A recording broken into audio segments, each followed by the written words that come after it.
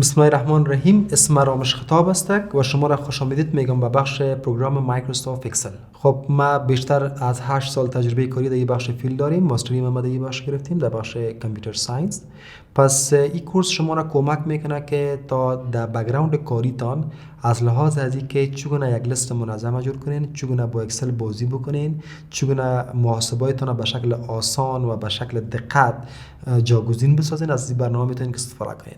این برنامه هست که برای تمام کی استفاده میشه، برای همه کی استفاده میشه و کسی که در دفتر، در ارگان، در هر جایگاهی که باشه میتونه که از این برنامه چی کنه، یوز کنه و استفاده کنه.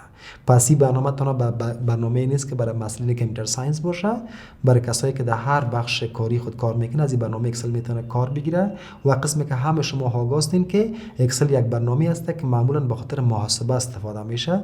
چون امی که محاسبه ما شما گفتیم بس همه چیز بر شما میفهمونه که چقدر یک پروگرام مهم است تا که شما این را بیاموزین. تشکر از توجهتان. ان شاء الله شما را در ویدیوهای بعدی میبینیم.